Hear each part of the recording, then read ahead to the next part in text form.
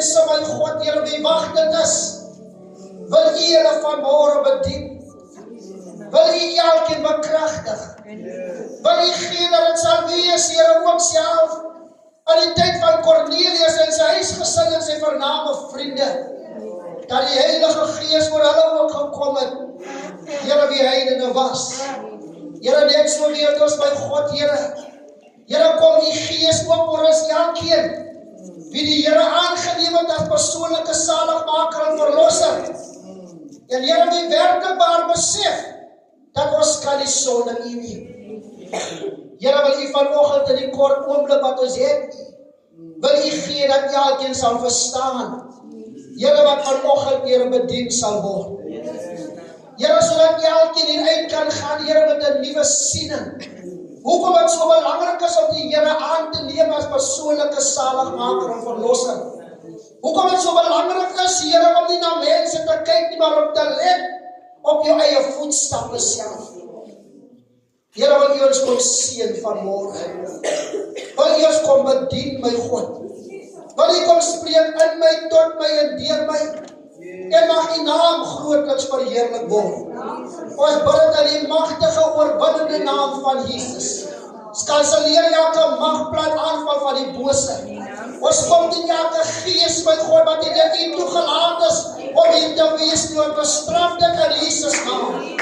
Here, ek bid in hierdie oomblik, my God, Here, elke mag van duisternis, elke demoniese aanval van die vyand, in die naam van Jesus. Ek spreek lewe, Here, oor elkeen vanoggend hier teenwoordig. Sê hulle, Here, wie graag hier wil wees, maar hier kan wees, oor geldige omstandighede en redes. Beskerm elkeen, Here.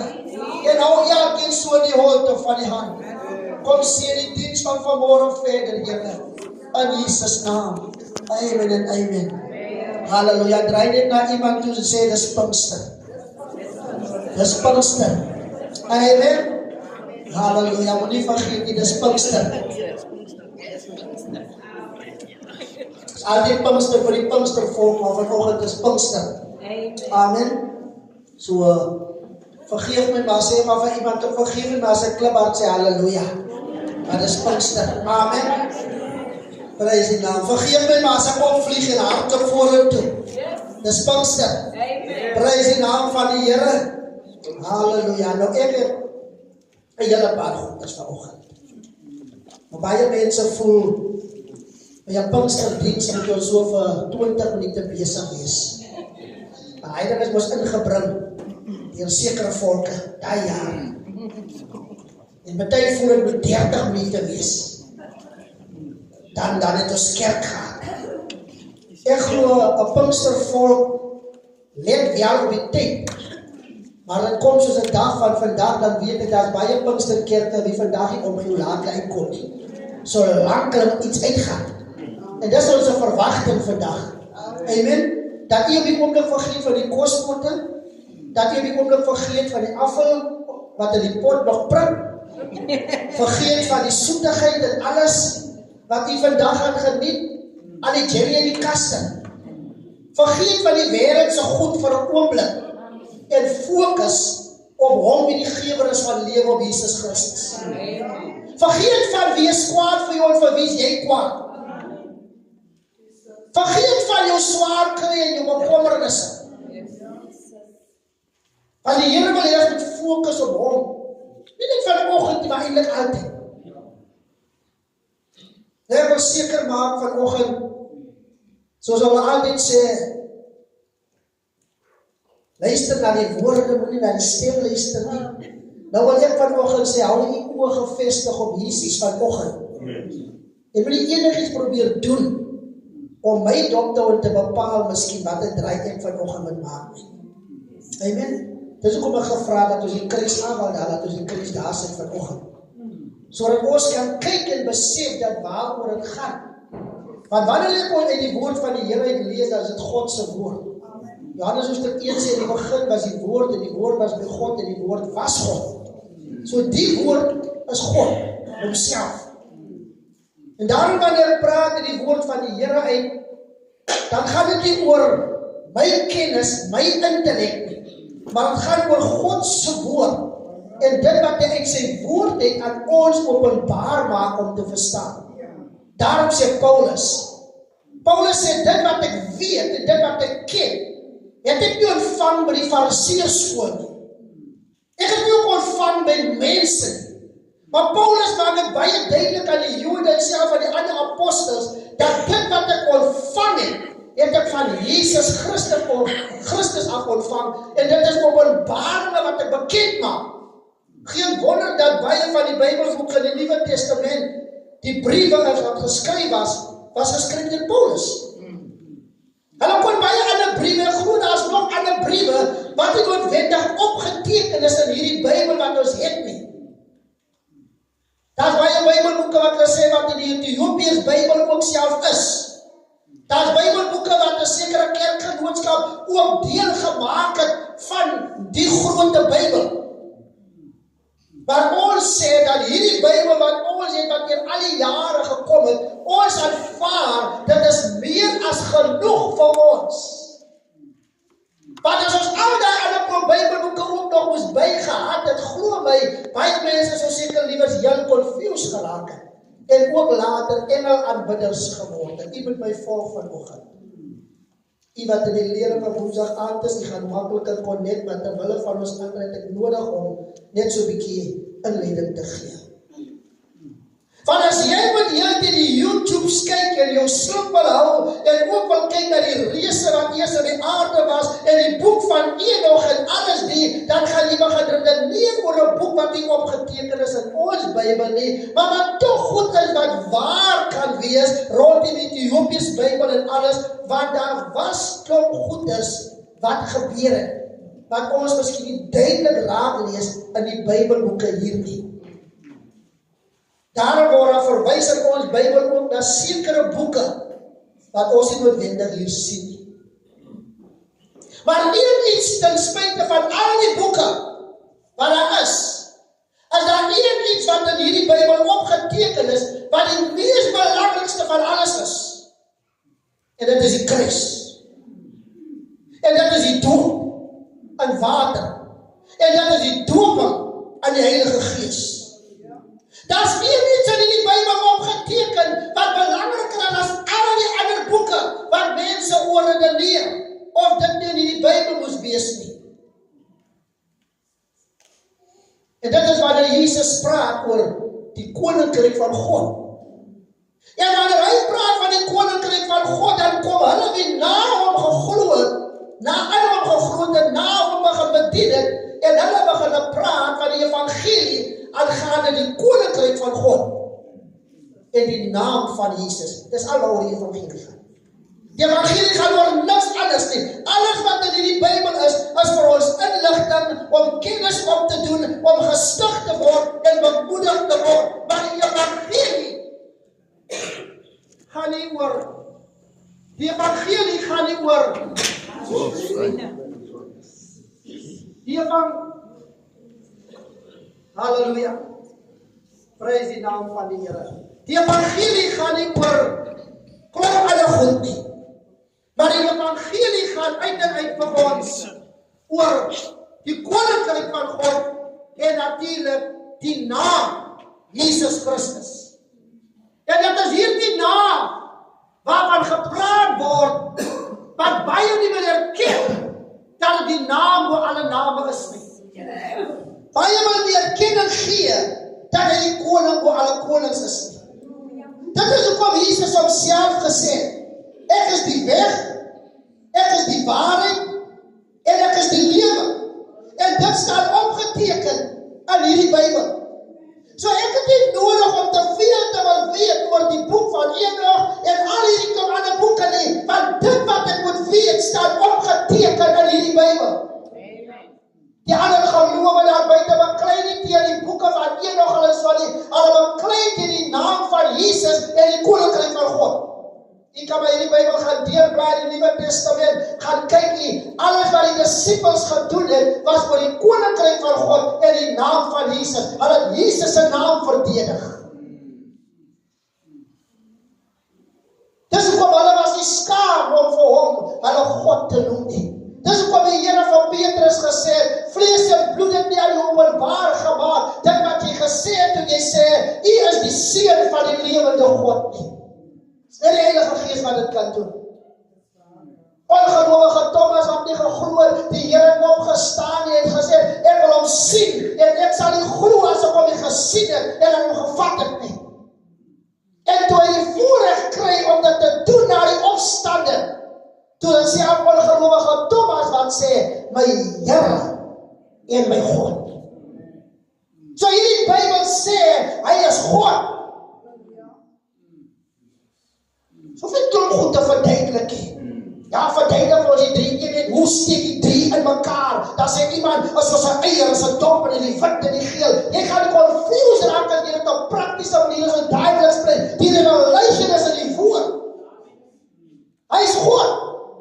Dit is waarom baie Jode nie glo in die Nuwe Testament. Sê wat bid vir die Jode. My Bybel sê bid vir die vrede in Jerusalem. As ons sê bid vir die Jode, dan bid ons vir die redding van hulle kosbare siele. Van alle Jode glo nie. Daar's twee groepe, by the way. En dan gaan nie al die name, die Griekse en die tipe Jode goed noem, terwille van ons, waarom ons besig is met Pinkster. Daar's twee groepe. Een groep glo net in die Ou Testamentiese gedeelte.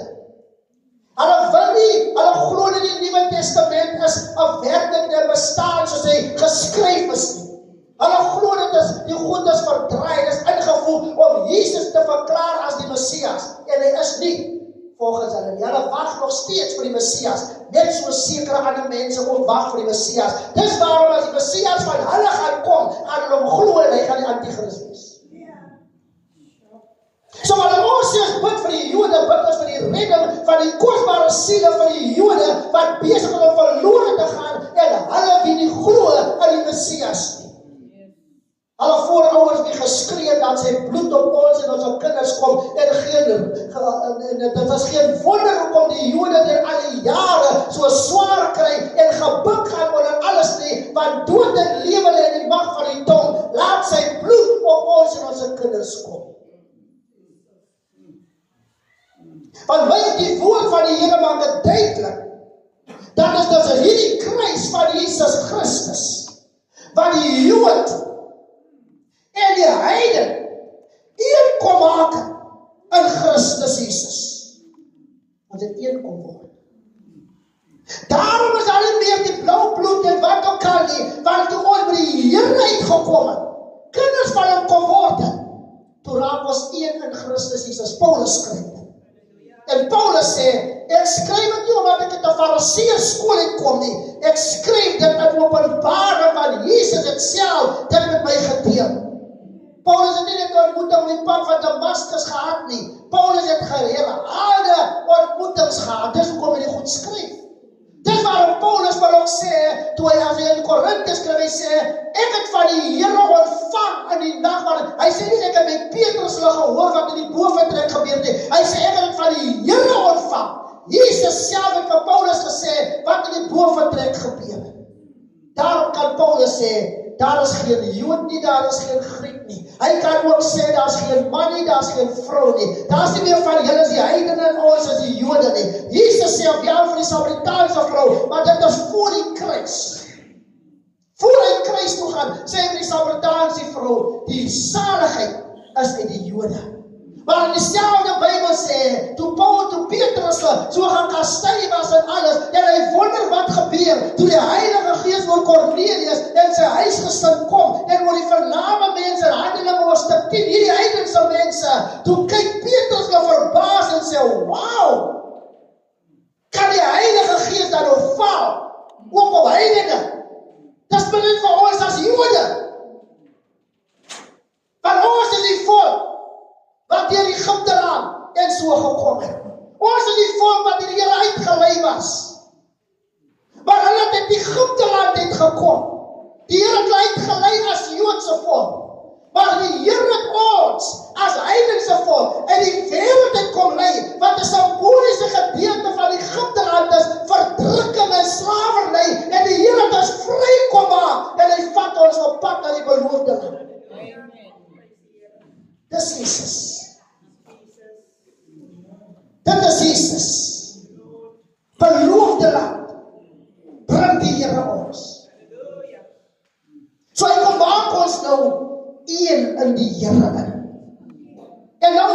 die profeet Joel, hy profeteer. En Joel profeteer en hy sê, aan die laaste dag sal die Here sy gees uitstort op alle vlees. Nie net op die Jode nie, maar ook op ons wat eens heidene was en met die Here uitgekom het. Van die kruis van die Here het ons een kom maak.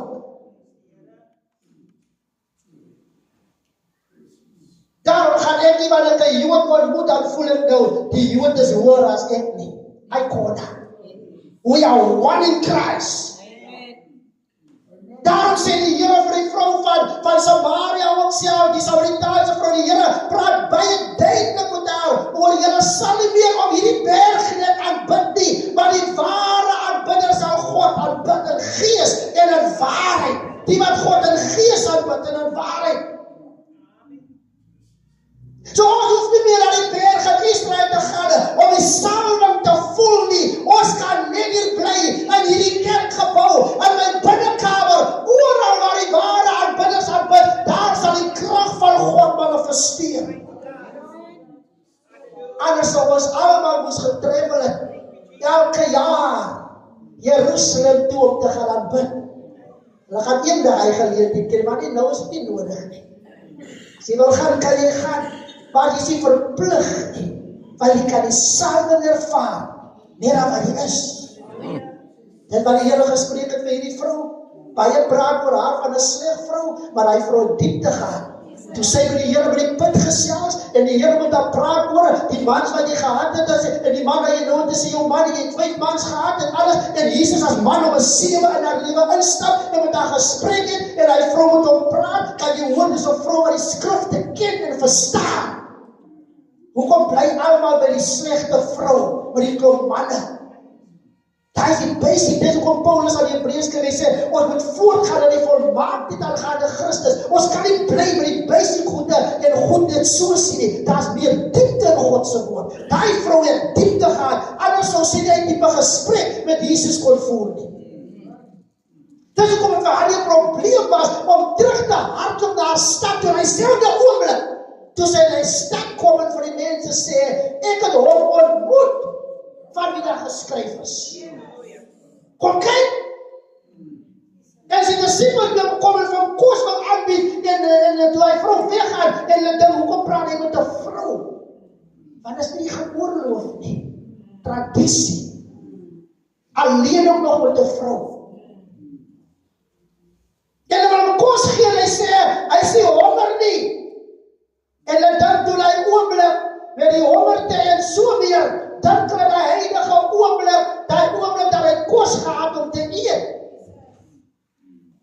Ek kan maar net vra, ek moet ongelukkig ons rekord, maar ek moet vra, kan ons al die kinders en almal wat so rondloop stil kry in die kerk? So it's a heavy distraction, vir wat dit beweeg. It's a heavy distraction, ons kinders moet inkom ook, en daar kan maar voor die deur ook.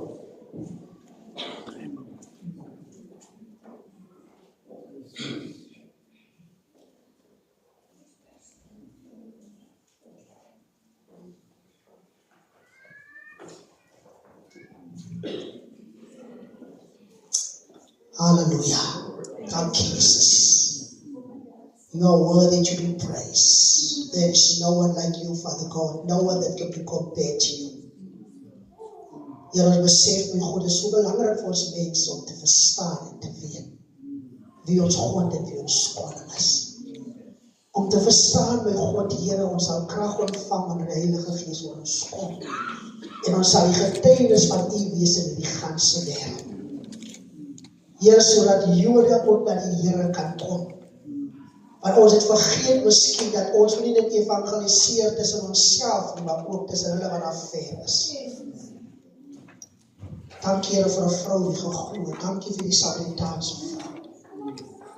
Here, dat U o God self is en die man wat sy nou het is ook haar man nie. Here, wat U eintlik vir haar gesê het is hy oomblik, let go, want hy hou jou vas. Want dit was nie haar man nie. Dit was nie iemand wat 'n pad saam met haar sou kon stap, sodat sy kon evangeliseer soos sy gedoen het nie, want toe sy terugkom, het sy die stadse volk gebring op die pad. En Here, hierdie mense het U gesoek na hulle U gehoor het, om nie hulle stad onmiddellik te verlaat nie, om 'n rukkie te vertoef, en U het oorgebly. En daar was blydskap in daardie stad. Dankie vir vreugde, wat die Heilige Gees gee. Dankie vir rustigheid, wat die Heilige Gees bring in woonhuise, in mense se lewens. Dankie dat mense wat eensstukkend was, heel kon word in Jesus Christus. Dankie Here dat mense wie eens ten drade gelê het in dronkenskap, geklee geword het deur U, omdat die Heilige Gees hulle gedring het om die Here aan te neem. Dankie Here vir elkeen se lewe. Here, ons loof, ons prys en ons aanbid. En ons dankie vanmôre. Dankie Here dat niemand beroof sal word vanoggend van dit wat U verder ook instoor het nie.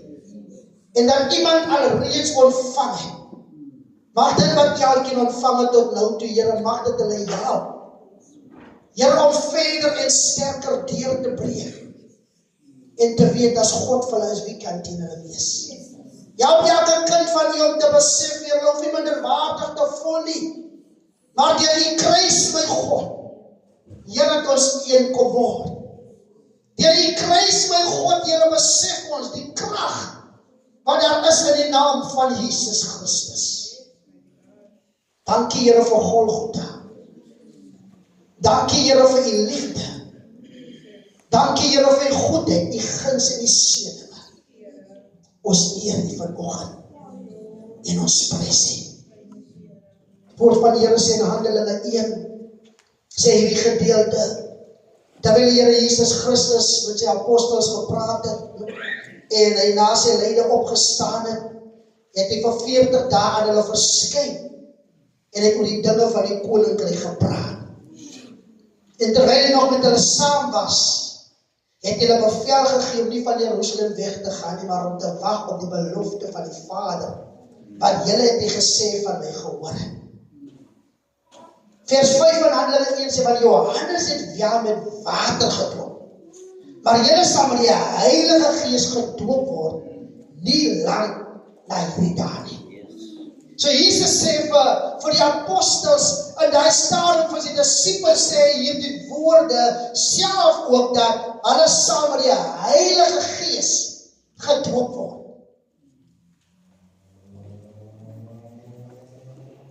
In vers 8, 6 en 7 praat oor Israel.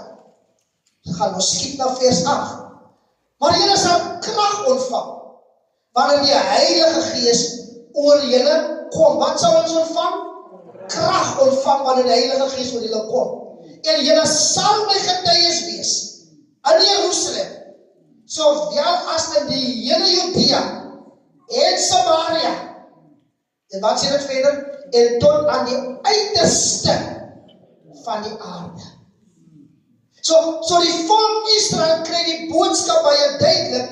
Hulle sal getuies wees in die hele Judea waar Jesus rondbeweeg het, in die hele Samaria, maar nou sê die woord van in Jerusalem, maar die woord van die Here sê, en tot aan die uiterste van die aarde. Geen wonder Paulus het so beweeg nie. Hy het Asië toe beweeg, hy het oral gegaan om die evangelie te verkondig. Dis waarom Paulus op 'n tyd Arabië toe vertrek het en vir 'n tyd lang daar gaan vertoef het ook self. Want Paulus doen presies wat die woord sê, uiterste van die aarde. Maar een persoon kan ons onmoontlik dit heeltyd doen. En dit is waarom het belangrik is dat mense geleer word, sodat dit wat jy ontvang, jy kan gaan in die gemeenskap waar jy is, en hierdie evangelie kan gaan in elke woongebied, in elke dorp en in elke stad. Maar as die kerk stil kon word, en die kerk bly vasgevang met 'n preekie hier en 'n lied hier daar, en ons bly vasgevang in tradisie en godsdienst, dan kan die evangelie nie verkondig word tot aan die uiterste van die aarde nie. Maar wanneer gaan Jesus kom aan die laaste persoon, of kom ons in die laaste volke, die evangelie gehoor het? So wat doen ons eintlik as kerk? Ons maak eintlik dat Jesus nie gou genoeg kom nie. Want hy kan enige tyd kom. Hy kan ons enige tyd vat met die wegrape. Voordat hy begin met die gedeelte wat Israel vra vers 6 en vers 7 van Handelinge 1 waar sy gaan praat nie, voordat daai in plek kom. Vers 8, julle sal krag ontvang wanneer die Heilige Gees oor julle kom. Volg my Handelinge 2. En toe die dag van Pinksterfees aangebreek het, was hulle almal eendragtig by mekaar. Geen verdeeldheid nie. Eendragtig. En daar kom skielik uit die hemel geluid soos van 'n geweldige rukwind. En dit het die hele huis gevul waar hulle gesit het. Toe is deur hulle tonge gesien soos van vuur wat hulle self verdeel en op elkeen van hulle gaan sit. En hulle is almal vervul met die Heilige Gees en het begin spreek in ander tale, soos die Gees aan hulle gegee het om uit te spreek. En daar het in Jerusalem Jode gewoon, godsdienstige manne, uit elke nasie wat onder die hemel is. En toe hierdie geluid kom, het die menigte saamgestroom en was in die war. Mense was confused, wat gebeur hier? Want elkeen het gehoor hoe hulle in sy eie taal spreek. En hulle was almal verbaas en verwonderd en sê vir mekaar, as almal wat daar spreek, dan nie Galileërs nie. En hoe hoor ons hulle elkeen in ons eie taal waarin ons gebore is, Paters en Medes en hulle noem al die tale, selfs binne Afrika, vers 10, Frigië, Pamfilië, Egypte, Afrika tale en die spreuke van Libië by Cyrene en Romeine wat die wat Jode en Jode genoot en al die goedes. Vers 12 en hulle was verbaas en radeloos en sê die een vir die ander, wat kan dit tog wees? Maar ander het gespot en gesê, dis vol soetwyn. So terwyl die Heilige Gees oor hulle gekom het, die belofte wat gegee was, wag. En die belofte was aan hulle gegee, die Here het herhaalde kere met die volk gepraat, hy het vir hulle genoem, voordat hy nog kruis toe gegaan het, dat ek gaan vir julle trooster nalaat. Moenie bedroef wees nie, moenie hartseer wees nie, want die trooster wat ek vir julle gaan nalaat, sê die Here vir hulle voor die kruis toe. Hy gaan julle leer, hy gaan julle onderrig, hy sal met julle wees, julle moet nie bekommerd te wees, wat gaan julle sê, wanneer jy sekere plekke kom nie, want die Gees wat oor julle sal kom, sal met julle wees, sal vir julle sê wat om te sê. So Jesus het hulle voorberei, en nou gaan sterf hierdie Jesus aan die kruis, en hy blaas sy asem uit, en hy sê, dit is volbring. Nou die woord volbring beteken verby, maar daar is absoluut niks. Maar vir hulle wie in afwagting is, beteken dit iets. Ek glo eers dat hy oomblik vir hulle wie die doodryk is, soos Dawid, hulle waar ons in diepte gaan praat vandag nie, beteken dit iets, want toe hy sê dit ons volbring, toe daal hy neer aan die doderyk, en hy vat charge van die doderyk, en hy vat die sleutels van die doderyk, en hy sluit oop, en Dawid die geskryf van homself, hy sal die guns gewoon die oorige verderwing te sien. Hy ervaar, hy oorwin die dood. Maar daar's ander wie in afwagting is, wie weet, dat hierdie een wat in die doodryk is, hy gaan opstaan in die dood, en dit is hoekom Maria Magdalena het uitgesien na die opstanding. Want terwyl sy met hom gewandel het voor die kruis, het sy sy teenwoordigheid ervaar, sy het die salwing ervaar. 'n vrou wat eens op 'n tyd 'n sondige vrou was, het niks gedink om 'n jaar se salaris om Jesus uit te giet nie, uit dankbaarheid vir dit wat hy van kom doen en beteken, want hy het haar lewe verander. Sy sien uit na die opstanding. Geen wonder sy is vroeg by die graf nie.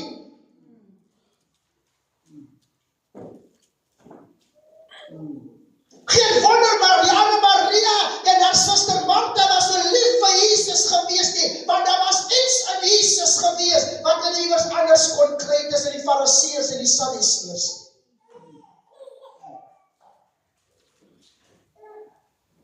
En toe hy opstaan en vir 40 dae op die aarde rond beweeg, en as die disippels verskyn, en hulle met hulle in gesprek is. Die Bybel sê, hy het tegelijkertijd aan 'n klomp ander mense verskyn. Hy stap saam met die Emmausgangers, terwyl hulle op pad is en hulle praat oor alles wat in Jerusalem gebeur het, en hulle is opgewonde en skielik verskyn Jesus en hy stap saam met hulle. En toe hulle agterkom, toe hulle in hulle huis sit en eet saam met Jesus, nadat hulle gasvry was om in hulle huis te nooi, toe kom hulle agter, toe het hulle gesig het verdwyn, toe kom hulle agter, maar dit is die opgestaande Jesus, wat saam met hulle gepraat en ons kaars agtergekom het, maar hulle sê, hoe het ons harte nie gebrand nie? Maar het is lekker om by Jesus te wees, 'n goeie gesprekvoeringe, daar's 'n salwing, daar's 'n anointing, want oral waar Jesus is, daar's 'n atmosfeer, 'n lekker atmosfeer. Nie drukking en stres en skinder en kwaad praat en beklei en wat nie, daar's 'n lekker atmosfeer. Dis kom hulle by hulle huis gekom, hulle het ver gestap, die nag het al amper geval al, die Bybel sê, hulle het hulle kosse net so gelos, ek sê, hulle het alles net so gelos, en toe stap hy maar weer terug. Gaan lees, ek staan nou excited, hulle wil vir die ander gaan vertel, hy het regtig opgestaan. En die apostel het ook nie hy geglo nie. Hulle was ongelowig, geen wonder Jesus was kwaad, toe vir hulle sê, lyk my hulle wil net nie glo nie. Kom jy saam met my. Bybel sê, na die kruis, na die opstanding, het hy opgevaar na die hemel, en het gaan sit aan die regterhand van God die Almagtige. Die regterkant aan die regterhand beteken in al sy krag en al sy glorie. Daarom sê die Bybel, God het hom al die mag gegee. Daarom sê Jesus self ook, aan my behoort alle mag. Daarom skryf Paulus ook in een van sy briewe, hy sê dat God het hom uitermate verhoog.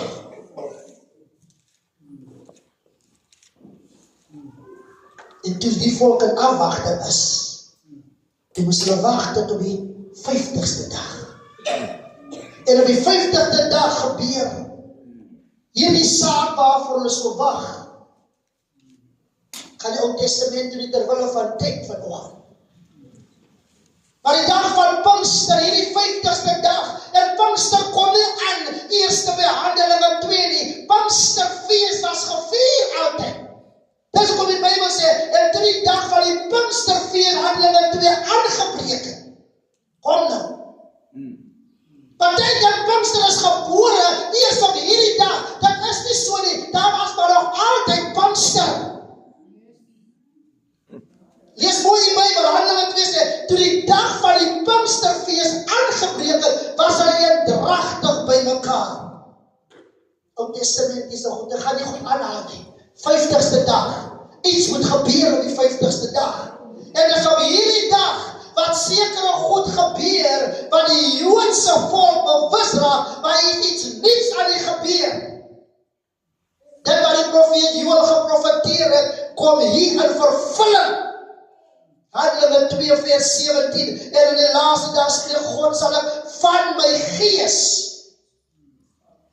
die klem lê, ek sal van my gees uitstort op alle vlees, en julle seuns en julle dogters sal profeteer, en julle jongelinge sal gesigte sien, en julle ou mense sal drome droom, en ook op my diensknegte en diensmaagde sal ek in die dag van my gees uitstort, en julle sal profeteer. Handelinge 2, 17, 18. Pinkster was maar daar, maar die verskil met hierdie dag is anders. Iets anders gebeur hier. Die Heilige Gees word op hulle neer uitgestop. En so dat jy bewus kan raak dit wat gebeur, dat die Here hulle sien, Thomas was maar 4, dat jy nie wonder wat gaan aan nie. Maar Jesus self het ook gesê, en Johannes het ook gesê, en ek glo ander het ook genoem, dat Jesus is die Heilige Gees doper, maar hy sal ons doop met die Heilige Gees en met vuur. Soms vergeet ons hy doop ons met die Heilige Gees en met vuur. Dit waarom die vuur van die Here verbrand alle ongoddelikheid, alle onsedelikheid, en mense kan nie staan voor die vuurkrag van die Here nie. daarom Elia gesê toe die berg staan, saam met die valse profete, toe hy vir hulle sê, die God wat met vuur antwoord, hy is God. Want Jesus is die Heilige Gees doper, maar hy doop met die Heilige Gees en met vuur, wat hier met hulle gebeur. Kom jy volg my. Nou ons het woensdag aan gepraat en gaan in diepte in gaan nie. Baie mense sê, God is altyd saam met my. God is met almal. God is met die sondaar. God is met die gelowige. Want as dit nie so was, is hoe die duiwel aan baie dood kon maak. Want my Bybel sê, God gee sy engele aangaande bevel om ons te bewaar, te beskerm, om die hande te dra.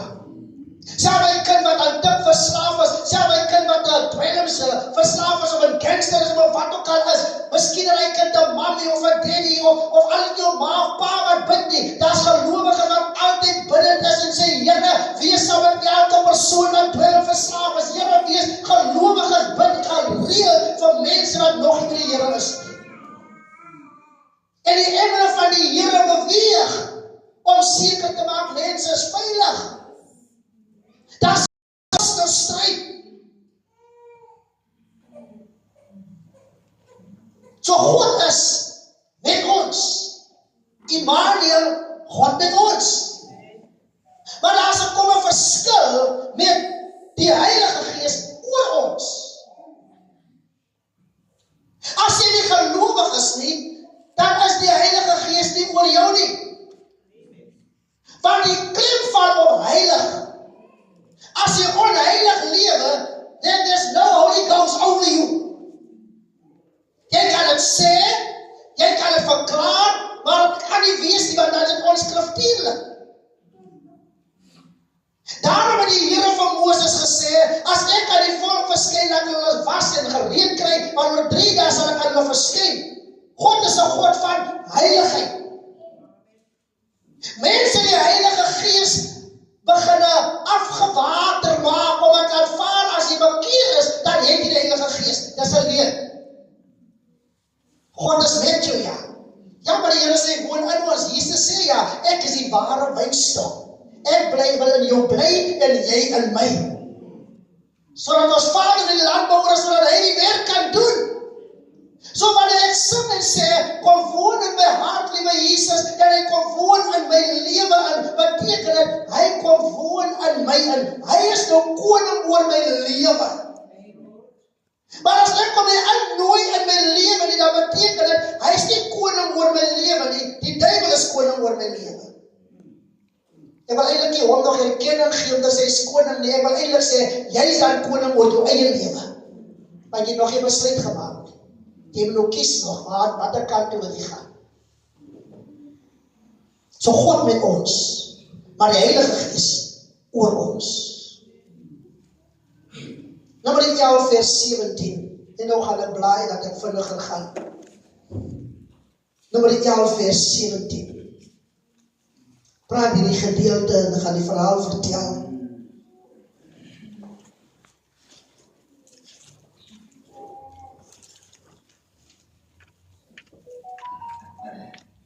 Die Heilige Gees was nie oor almal in die Ou Testamentiese tyd nie. Die Heilige Gees was net oor sekeres. Want almal was nie bevoorreg om die Heilige Gees oor te kry, want God het vir spesifieke mense uitgesonder. Dit was voor die profeet Joël profeteer om bewus te maak en wat die Here gaan doen in die laaste dae. Ons sien 'n volk wat murmureer in Numeri 11 van die Ou Testament. Hulle is so hardkoppig, hulle is so klaar, hulle is so ondankbaar. Hulle murmureer en die Here raak kwaad. En die Here praat verder, saam met hulle, die Here praat met Moses, want Moses voel hy het nie die volk mos regtebaar gebaar nie, en Moses het gesprek met die Here. En Moses voel die drukking raak wat te veel vir hom as leier om alleen te dra. Want as 'n anointing op Moses, wat nie die ander is. Dis waarom die Here toe, en ek gaan nou dit lees, dit is waarom die Here toe Korach en sy bende teen Moses in opstand kom, en sleg praat van Moses, en rebelleer teen Moses, en van vra, wie jy as leier oor ons aangestel, en hoekom voel jy is die enigste wat kan voorstaan voor hierdie volk, en hulle kom in opstand teen Moses, en die Here sê vir Moses, staan goed een kant, dat ek vir hierdie mense wys, wat doen ek aan iemand, wat die gesalde van die Here aanraak.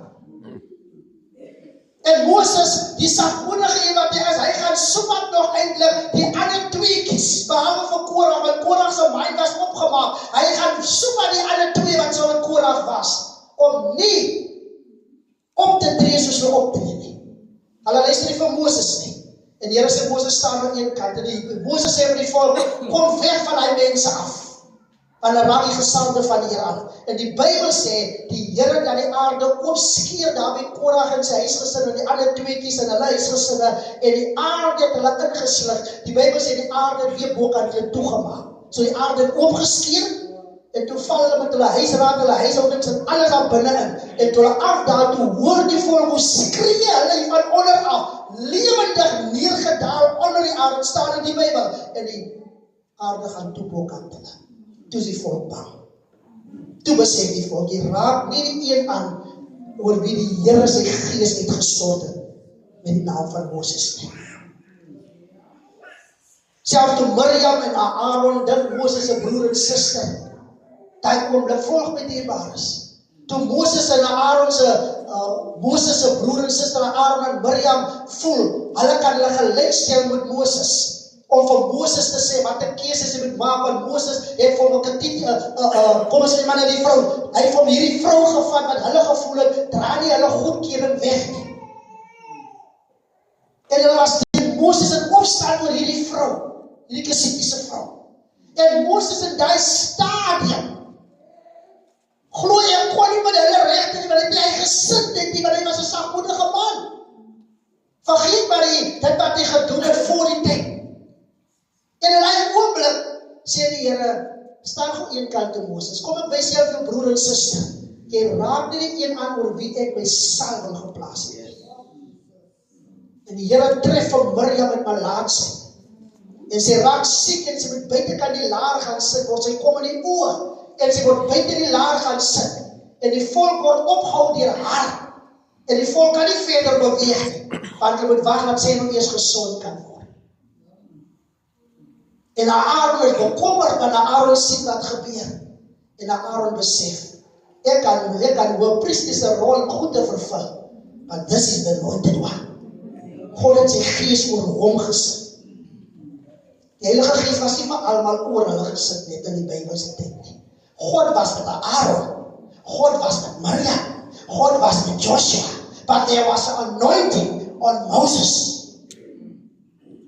Old Testament.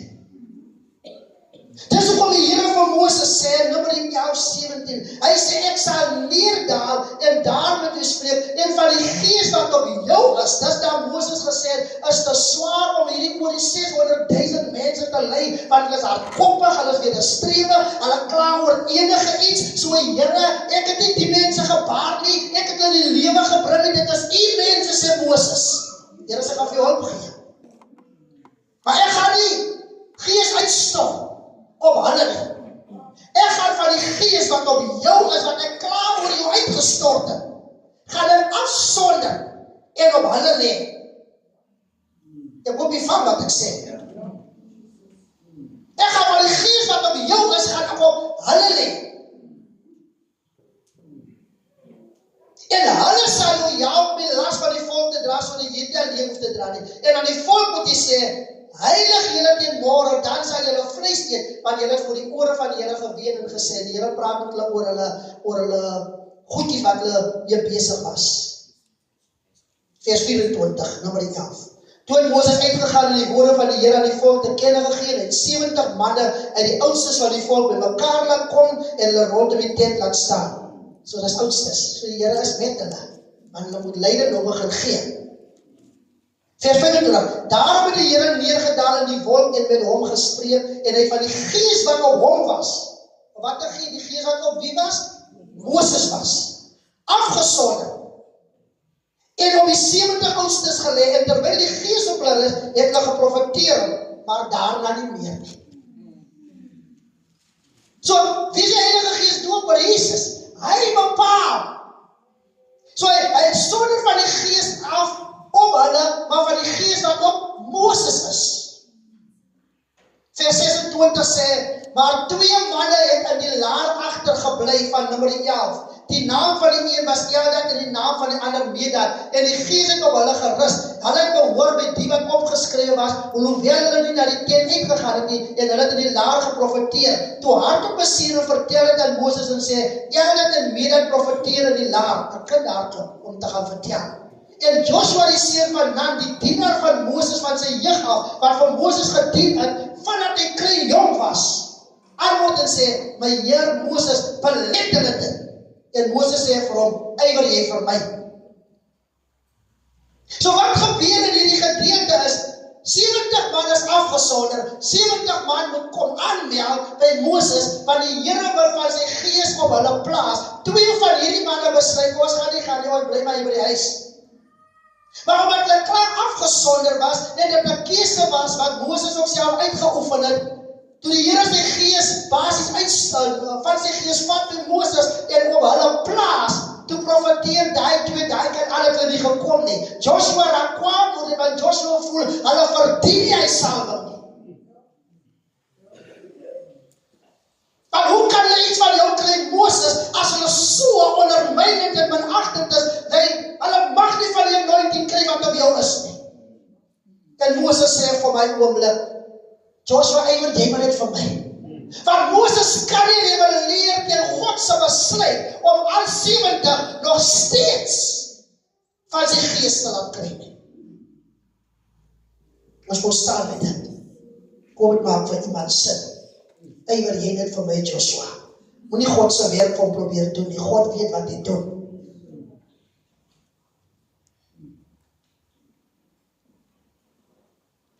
Elia in 2 Konings 2, vers 2.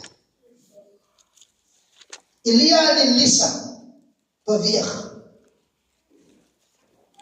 Terwyl Elia na Elisa toe gaan en die Here vir hom gesê het, hy moet vir Elisa voorberei vir die werk wat op hom gaan wag, want die Here gaan binnekort vir Elia in die hemel opneem. Gaan Elia na Elisa toe en hy sonder hom basies af. Hy gaan maak hom bewus dat die Here my uitverkies het. En terwyl hy dit doen in die stadium, sê die woord van die Here, het Elia begin om vir Elisa begin om vir Elia te volg. En wat in die stadium gebeur, terwyl hy vir Elia volg, kom hulle in sekere areas. En die profete seuns in die area sê vir Elisa, los vir Elia. Want hulle het geweet was profete, die Here gaan vir Elia opneem in die hemel. En dat jy by the way alleen. Elisa sê, nee, is alright. Ek bly jou. Ek gaan nergens nie. En so het hulle elke keer probeer om hom te oortuig om te draai. En in daardie stadium gebeur dit dan so, dat Elia 'n mantel om het. Soos hom altyd gedra, al die profete. En die mantel wat hy aan het, stap en weer. En hy en Elisa is in gesprek. En daar die Elisa die nou omdraai nie, gebeur het dan so, dat 'n wa van 4 en perde van 4 tussen Elia en Elisa deurhardloop. So ek het reden te glo, hulle moes pad maak. Want die wa met 'n spoed gekom. En terwyl die wa met 'n spoed deurgaan deur hulle, het Elia opgevaar na die hemel. En Elisa bly agter. Maar Elia het vir Elisa gesê, toe Elia vir Elisa vra, wat begeer jy voor ek gaan, maar jy weet wat ek gaan. Elisa sê, dat daar 'n dubbele porsie van die Gees wat op u is, op my moet kom. Want my Bybel sê, in die Nuwe Testament sê, terwyl Jesus op die aarde gewandel het, sê, want die Heilige Gees was nog nie daar gewees nie. Solank Jesus op aarde gewandel het, was die Heilige Gees nog nie daar, die Ou Testamentiese tyd nog. Voor Jesus verskyn het ook op die aarde, toe was die Heilige Gees nog nie beskore vir almal gewees, wat oor hulle sou kom van hy krag. Daar was al nie baie rigters gewees, wat so Samson was nie. Het sekere mense, op wie dit kom. Rigter moet 'n salwing, die rigter moet 'n salwing, en dan was dit een iemand so Samson met hy salwing. En Elia in die stadium sê vir hom, as jy sien ek gaan, en hy verduidelik vir hom, en jy kan het ontvang, sal het so wees. Maar Elia sê eintlik vir hom, as jy in my hande, om vir jou die Heilige Gees te gee nie. Dit wat Elia eintlik maar hy skrif sê, as jy in my hande nie, maar as jy dit kan ontvang het. So wat gebeur in die stadium in, by Elia en Elisa dan is,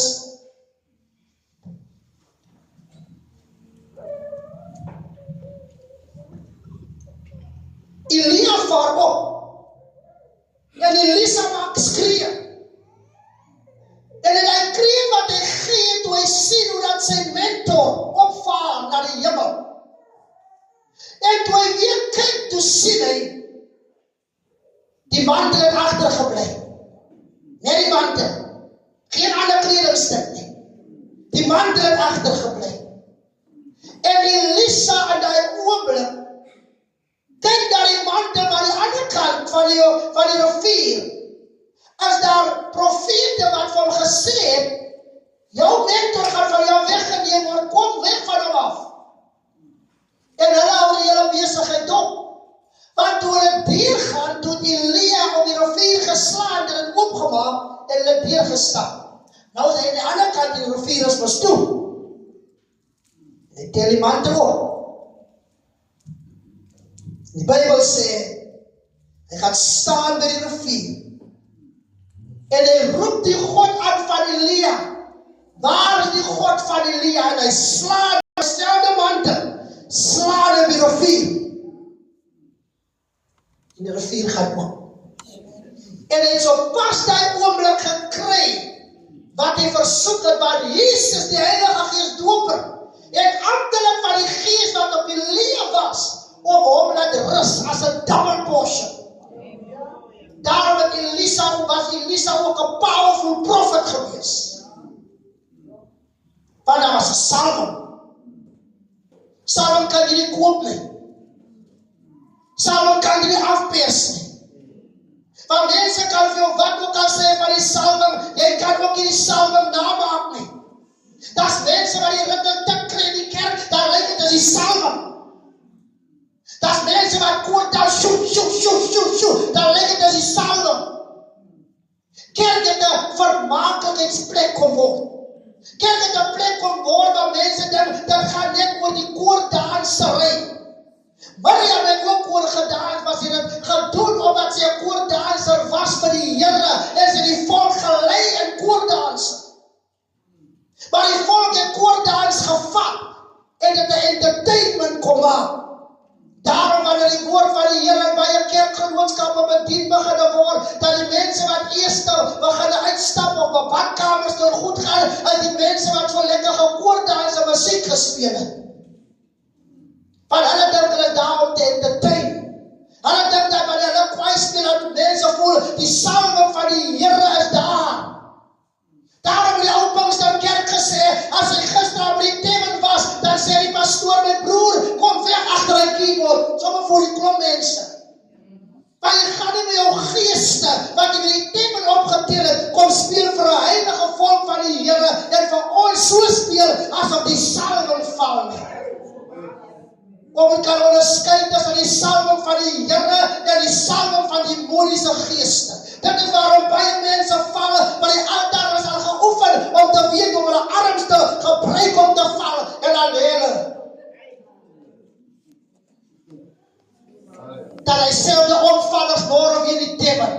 Dat hy selfde omvallers môre weer onsedelik en ongoddelik. Maar het geval onder die krag van die Here. Weet hoe kom val baie van hulle, sommige kere val van hulle, maar dit is nie met die gevolg van die Heilige Gees nie, as maar die duivel wat binne hulle is, die staan nie kan bly vir die krag van die Here nie, nou val hulle.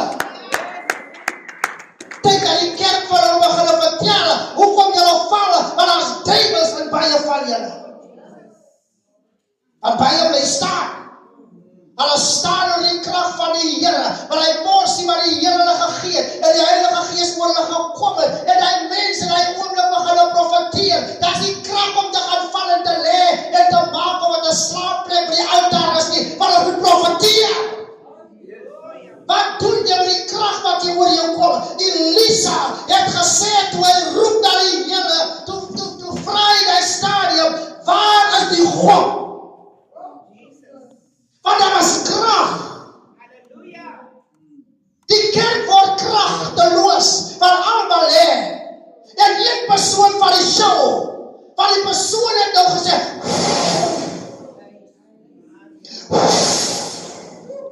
en almal is aan die slaap, en die duivel lag al die jare vir die kerk, en hy sê, dat is 'n lekker kerk hierdie, kerk van die duivel, een man is die superman in die kerk, en die mense verafgoed die persone, en almal sê, ook miskien, ons begeer ook om iets sê, party begeer skaars 'n salwing nie, party wil maar net 'n bietjie aan mekaar val, want die evangelie bly swaar kry en sukkel, en ek kom nie los nie, ek sê ek kan bly by die kruis, en Paulus het al verder gewees na die kruis, maar ons bly by die kruis, kom nie by die kruis, want Jesus ontmoet jou daar, jy bly by die kruis, voor die kruis, jy moet agter die kruis kom, om by die volmaakte te kom, om te weet, dis die kruis, dis die waterdoop, en dan die Heilige Gees.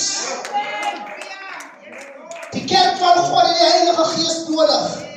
Die kerk van God het nodig om God se Gees te ervaar, soos Elisa het ervaar. Die kerk van God het nodig om die Gees te ervaar, soos die manne het ervaar, om die Here van sy Gees afgesonder het. Dink dat nie om te praat van Johannes die Doper, jy gaan vinnig oorgaan. Lukas 5 vers 17 sê, daar wat Jesus beweeg het, was daar krag van die Here om te genees. Dit wat Lukas 5 sê. En op een van die dae was hy besig om te leer as Jesus. En die Fariseërs en die wetgeleerdes wat gekom het in elke dorp van Galilea en Judea en Jerusalem het daar gesit. En daar was krag van die Here om hulle te genees. Die kerk word kragteloos. Ons sê ons is Pinkster. Ons sê ons glo in die uitstorting van die Heilige Gees, maar daar is geen krag nie. My Bybel sê, as ons die Heilige Gees ontvang, dan moet ons mekaar entertain nie.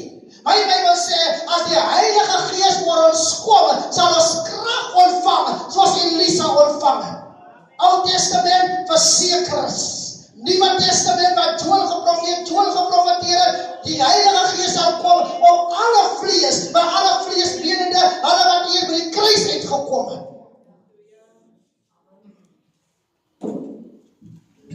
Daarom kom Tinus by die kruis. Daarom is die bang om te bely nie. Want as ek teruggeval het in die godheid, dan moet ek weer terugkom kruis toe. Waar is die Pinkster, waar is terugkom en kom bely en laat staan, waar hy kom en sy ouderling bid vir my, ek neem dan weer my kruis op, ek het die Here teleurgestel, ek kom weer eens. Ek kan nie aangaan as dit niks is nie. Ek moet weer terugkom. En sy bring my weer, dat ek kan kom daar waar ek was, by Pinkster, waar die krag van God ervaar het, en wat ervaar dat Jesus is die Heilige Gees doper. So nou is dit nie meer nodig, dat die Here nou moet kyk, en sê van die Gees wat op jou is, gaan ek afsonder, en op hulle lê nie. Jesus sê nou, dis vir almal, wat nou net gekom het. Dis gratis. Dis verliep. Jy hoef nie te betaal nie. Major Prophet one wat sê, come and be a blessing for the church. Bring a 10,000 rand and see what God is going to do for you. Dis nie van die Here af nie. God soek nie geld vir die salwing nie.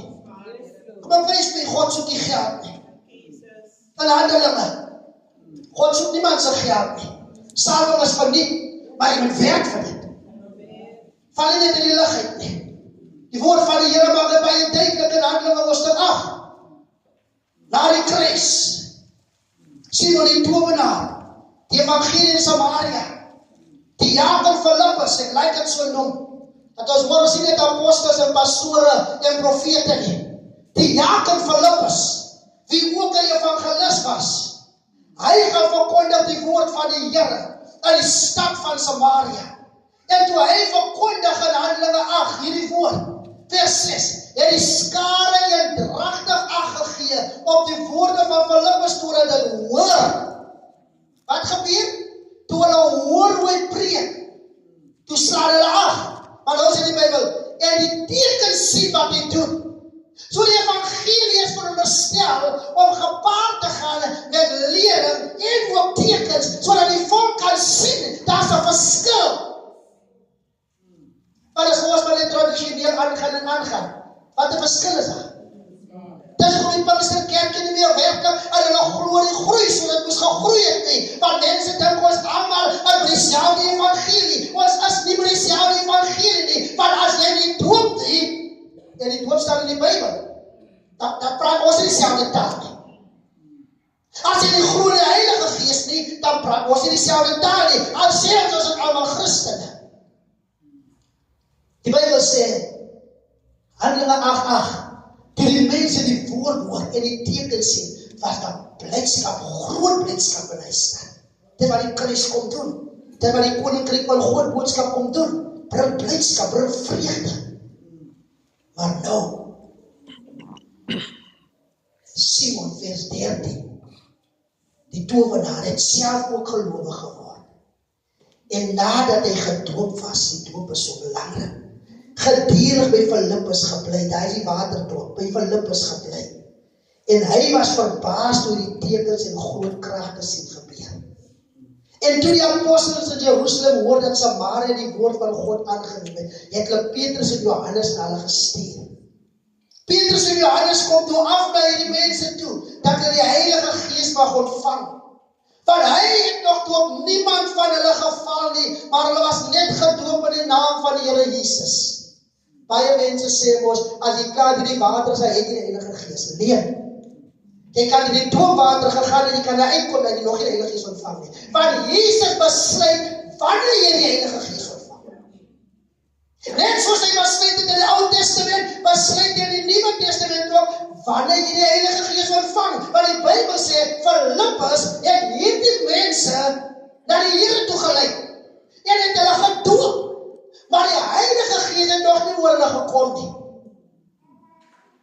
Wanneer kom die Heilige Gees oor hulle? Toe die apostels by hulle kom, want die Here het 'n rede gehad hoekom hy dit so wil doen. En die apostels vir hulle die hande kom oplê. Toe ontvang hulle die Heilige Gees. So om net in die water te kom en sê, nou het die Heilige Gees.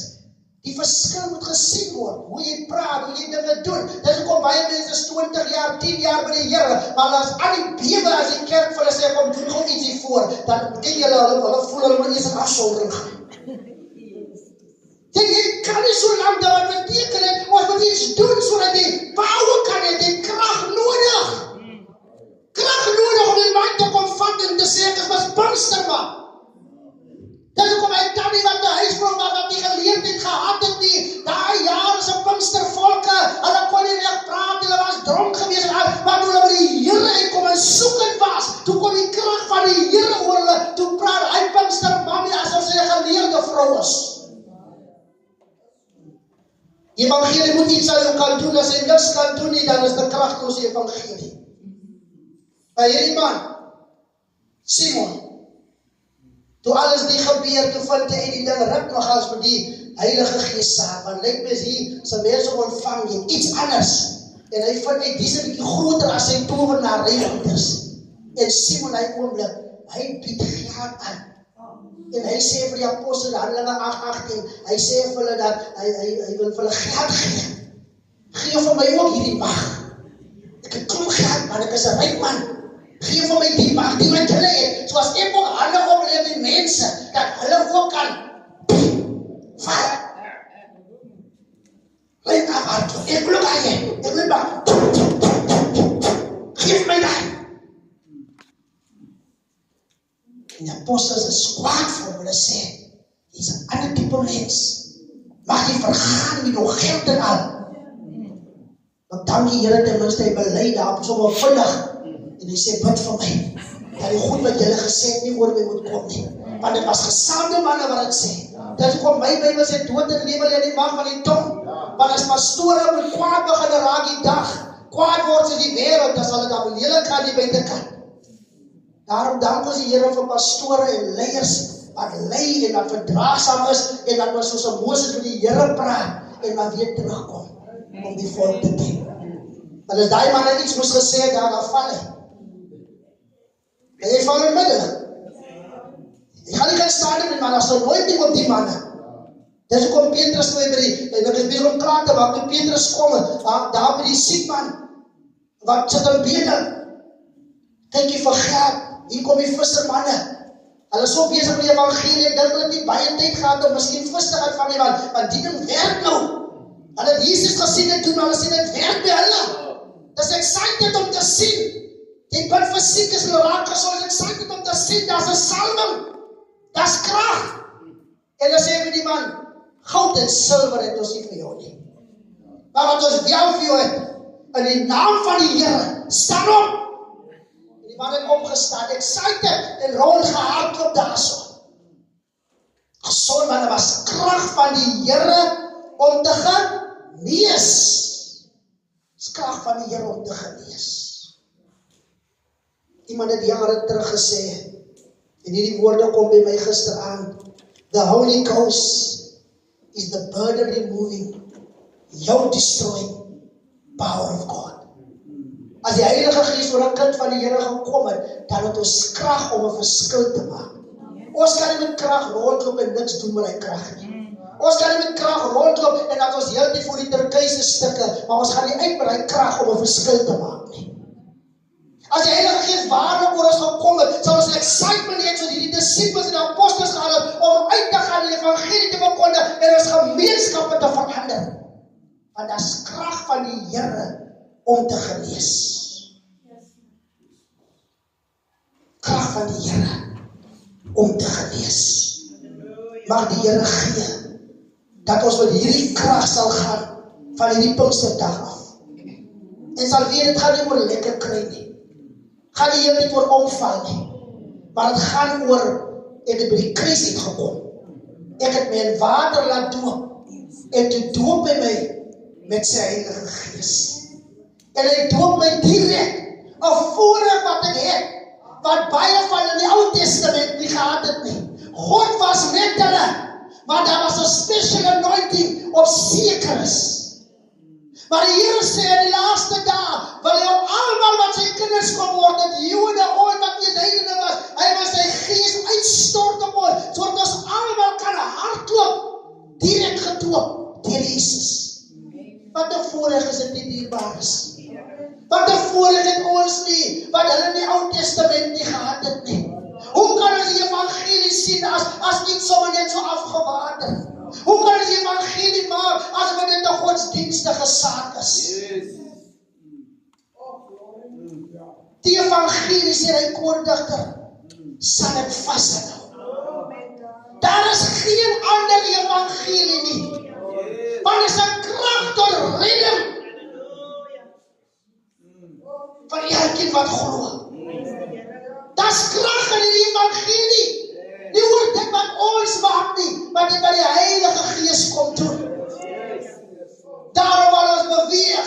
Ek wil eintlik sê dat ons die kragstasies van ons God op hierdie aarde, wat lig het, wat skyn. As ons in die marketplace uitstap, ons werksplekke, by die skole, of wat ook al, dan moet mense die krag van God kan ervaar. Hulle moet na jou kan kyk en sê, ons ervaar is iets aan jou binneste. Wanneer jy jou vra om te bid, dan moet jy staan lang te bid nie. Net as jou mond oopmaak en begin bid, dan moet mense die krag van die Here voel. Wanneer jy bid, wanneer jy begin sing, dan moet mense die salwing voel. Nie die valse salwing wat jy voel nie. Wanneer jy die ware salwing van die Here begin voel, dan gaan jy worry oor mense nie. Jy gaan nie worry oor wie kyk na jou nie. As ons sê, kom kniel by die kruis van Jesus, ontmoet jou daar. Dan is so die ou Pinkster, die mense wat gekom het, onderwysers wat gekom het, wat vergeet het van hulle titels, hulle het gekom na die kruis huis toe, want daar was krag van die Here om te genees. Dis hoekom die Here sê, julle sal krag ontvang wanneer die Heilige Gees vir julle kom. Want oral waar Jesus beweeg, hulle gaan dit weer haal. Daar's krag van die Here om te genees. En ons sê Jesus red, Jesus genees en Jesus verlos. Maar as ek rondom my kyk, en dis hoekom die ou Pinksterkerk, maar die gewoonte gehad het om te sê, maak toe die oor, niemand kyk rond nie. En as iemand wil kom na die altaar, steek eers jou hand op. Ons het eers die daai gehad en net gesê, kom.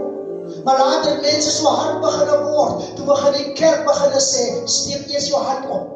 En jou hand klaar opgesteek, dan sê hulle, almal wat hande opgesteek, kom nou vorentoe. Want hulle probeer mense aanjaag, want hulle weet baie mense voel die krag van die Here, maar is te trots om te weet, daar is plek by die kruis vir jou. Want die Here het vir jou iets anders instoor, die krag van die Heilige Gees, wat oor jou moet kom, sodat jy sy getuie kan wees en 'n verskil kan maak in die wêreld waarin jy woon. Dis hoekom die kerk begin met strategieë ook self. Maar die dag van Pinkster, toe Petrus die woorde spreek, eers bang gewees en gevlug het ook op 'n tyd. Saam met die ander, maar toch op 'n tyd besluit het, maar kom, ek gaan maar skelmpie saam. En hy kom daar binnekant en hy sê, ek ken hierdie man nie. Maar na die kruis, na die boventrek ondervinding, nadat hy bewus geword en hy het waarlik opgestaan, sit Petrus daar, saam met die ander. En toe hy sien die tonge van vuur, toe staan op aan Petrus, want Jesus verloon het homself, staan op. En hy sê, Jode, genote, luister na my. Want jy daar krag in Petrus. God is nie net om nie, maar daar is krag wat hy ontvang het. Hy het 'n boldness in hom. En hy eerste preek op die dag van Pinkster, het oor die 3000 mense tot bekering laat kom. Daar was die kans gewees om rond te spring en te sjoe nie. Dit was eenvoudig die evangelie van die kruis op die dag van Pinkster. Ons almal hoef nie rond te spring nie. Ons almal hoef nie voor mense rond te dans nie. Vertel hulle van Jesus. Vertel hulle van die blydskap wat hy gee. Vertel hulle dat hy kan huisgesinne verander. Vertel hulle van die droommense wat hy opgerig het. Vertel as hy dit vir hulle gaan doen, dan kan hy vir hulle ook self doen. Vertel hulle wat die Here vir jou gedoen het, kan hy vir hulle ook doen. Maar dat is krag van die Here, hy nog nooit verander nie. Hy is gister, hy is vandag, en hy is tot in ewigheid dieselfde. Kom nie by die kruis. As iemand vandag ervaar, die Here het gepraat saam met u. Nie wil besluit maak as of miskien iemand het nog nooit die Here aangeneem het, nie klein of groot. En jy wil die Here vandag 'n kans in jou lewe gee, ongeag jou ouderdom. 10 jaar oud, wat jou ouderdom ook al mag wees. Jongen, kom vanaf vorentoe. As jy voel jy jou kruis op jou optel vanoggend, en jy voel jy ver weggedwaal, ver weggekom en sê, maar ek wil graag daar uitkom, maar die krag van God wil my kom, maar ek wil opnieuw by die kruis, dan het daar plek vanoggend hiervoor. En dan ga ek vanmorgen, kom vanmorgen,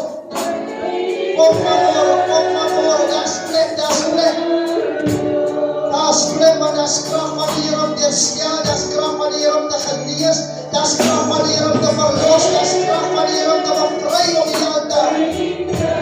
Oh, halleluja. Dankie Jesus. Dankie Here vir mense wat kom. Dankie vir mense wat vandag hulle is op die heilige oomlik. Here, wat hulle besluit maak saam met u. Wat sê Here, ek het nodig dat u nie net saam met my is nie, maar dat die krag van die Heilige Gees oor my mag kom.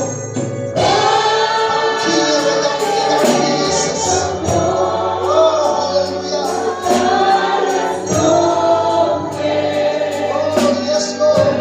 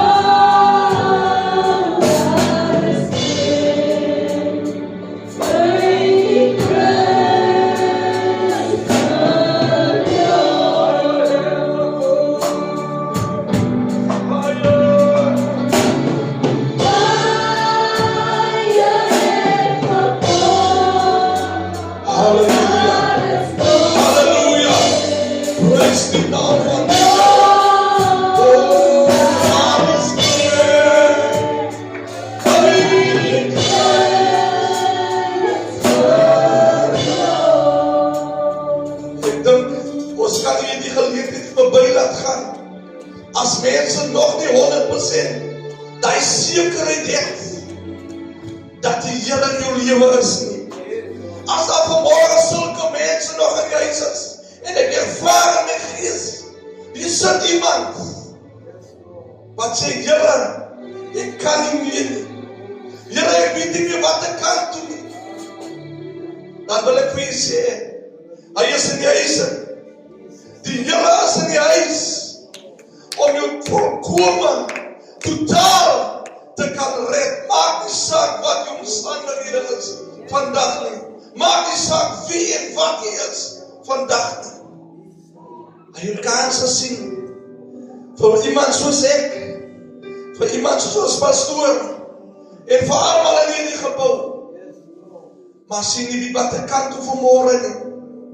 Wil ek vir jy sê vanmorgen, baie het gekom, maar daar is nog steeds plek, vir hom wat sê, Here, ek is hier vanmorgen. As daar nog sulke mense is, ons gee nog hier die laaste uitnodiging. Ons wil hier moet 100% seker wees. As jy hier uitstap, stap ek met die Here uit.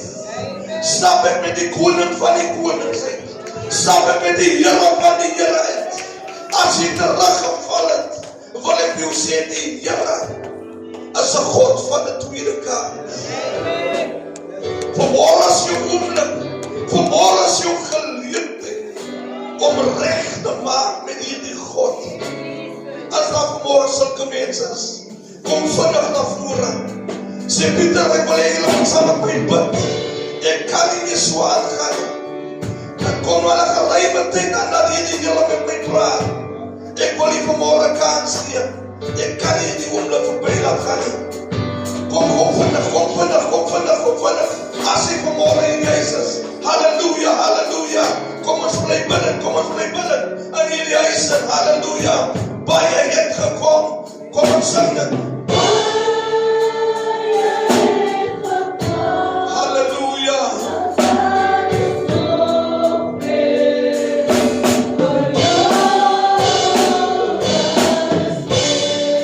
Praise die naam van Jesus. Amen. Amen. Ek dink ons allemaal 'n regverdige kans gegee. Amen. Wat jy vanaf gaan maak is jou besluit. Laat die Heilige Gees die naprediker wees vanmorgen. Amen. Halleluja. Halleluja. As die jaken goed hier, ons gaan vraag om net af te sluit. Vir ons met 'n woord van gebed. Amen.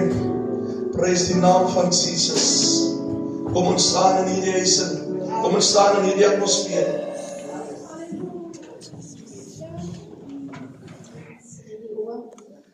Onze dierbare, trouwe Hemelse Vader, ons wil vanmiddag die lof en die ere aan die Here gee. Dankie Hemelse Vader, Here dat U vir ons tot hier toe gedra het. Dankie Here vir die mooi woord, Here, wat uitgegaan het, Here, ons het ingevat vanmorgen. Dankie vir die krag, Here, van die Gees wat vanmorgen hier is, Here. Here, U was teenswoordig, Here, en ek wil vanmiddag vir U sê baie dankie, Here. Here, waar ons nou gaan van mekaar af, Here, dat U nie sal, Here, skei van ons, Here, dra ons vanmiddag, Here, dra ons, Here, waar ons dan verskillende plekke toe gaan, huise toe gaan, Here, dat Here, hierdie week, Here, dat U saam met ons sal wees, Here, dat ons nie vergeet wat vanmorgen hier uitgegaan het, Here, Here, dat ons die liefde van die Here elke dag ervaar, Here, want U is groot en heilig en almagtig, Here, baie dankie, Here, Jesus Christus, Here, Here, vir die aanraking vanmiddag van een en elk van ons, Here, dankie dat ons weer besef, Here, hoe groot en oneindig die liefde van die Here is vanmorgen vir ons, Here. Ek kan bid, Here, vir wie U is vanmiddag, Here. Groot en heilig en almagtig is die Here. Here, U is die ere koning, Here. U is die koning vir alle konings vanmiddag, Here. En daarom het ons rede, Here, om die Here te loof, om die Here te aanbid vir wie U is vanmiddag, Here. Here, gaan met ons, Here. Dankie dat die Here ons dra, dankie dat die Here ons beskerm, Here. Ek eer U vanmiddag, Here. Ons gaan nie vanmiddag weer dieselfde hier uit nie, want die hand van die Here is oor die kinders, Here. Dankie vir die vrede van die Here. Dankie, Here Jesus Christus, Here. Ek loof U vanmiddag, Here. Ek prys U vir alles, Vader. Dankie, Here. Amen. Halleluja. Ons gaan die seën van die Here ontvang en ons gaan in God se vrede. Die Here sal ons seën, hy sal ons behoed. Die Here sal sy aangesig oor ons laat skyn, ons genadig wees. Die Here sal sy aangesig oor ons verhef en ons vrede gee. Nou mag die genade van ons Here Jesus Christus, die liefde van God, die troostvolle gemeenskap van sy Heilige Gees, sy en bly met elkeen van ons, totdat die Here kom op die wolke van die hemel. En almal wie die Here se koms verwag, en in besonder ook aan die weg raak, en ons sê saam, Amen. En met diebaar is net so vashou, voor u te veel vertel. Nie vergeet, as u mos uitgaan, groet iemand wat u normaal